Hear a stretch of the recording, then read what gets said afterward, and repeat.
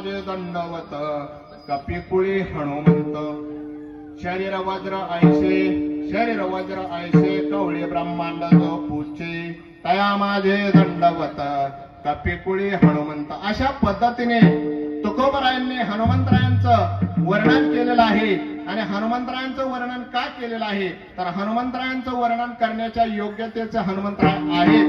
आणि हनुमंतरायांनी एवढाच पराक्रम केला असे नाही. हनुमंतरायांनी ज्यावेळेस प्रभू रामचंद्रांना पाताळात नेलेलं होतं अहिरावण आणि महिरावणाने, त्यावेळेस हनुमंतरायांनी त्या अहिरावणाचा आणि महिरावणाचा तेथे जाऊन संहार केलेला आहे. आणि त्यांची जी पाताळ देवता आहे, जाऊनी पाताळा केली देवीची अवकळा ऐसा प्रतापी गहन सकळ भक्तांचे भूषण. त्या देवीची अवकळा केली आणि हनुमंतरायांनी प्रभू रामचंद्रांना आणि लक्ष्मणांना बरोबर पाताळातून वरती आणलेला आहे, दोन्ही खांद्यावर दोन्ही देवतांना. आणि अशा पद्धतीने त्यांचं रक्षण केलेलं आहे. आणि ह्या हनुमंतरायांचा पराक्रम जसा मोठा आहे तशाच पद्धतीने त्यांची भक्ती सुद्धा मोठी आहे. आणि अशा ह्या हनुमंतरायांना तुकोबराय काय म्हणतात तर ह्या अशा राम भक्ताला माझे दंडवत हे अभंगाच्या शेवटच्या चरणात. रामाचे सेवक रामाच्या सेवका रामाच्या सेवका रामाच्या सेवका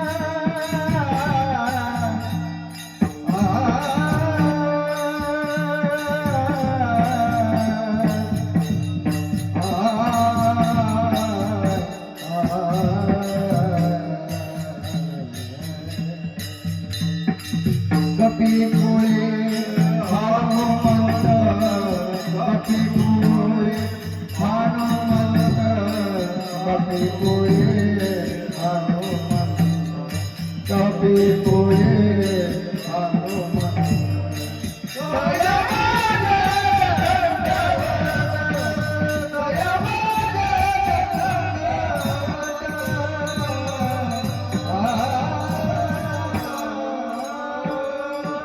ज्ञानेश्वर माऊली ज्ञानराज बाबाजी तुकाराम ज्ञानेश्वर माऊली ज्ञानेश्वर माऊली ज्ञानराज बाबाजी तुकाराम ज्ञानेश्वर माऊली ज्ञानेश्वर माऊली ज्ञानराज बाबाजी तुकाराम ज्ञानेश्वर माऊली ज्ञानेश्वर माऊली ज्ञानराज बाबाजी ज्ञानेश्वर माऊली ज्ञानेश्वर माऊली ज्ञानराज बाबाजी ज्ञानेश्वर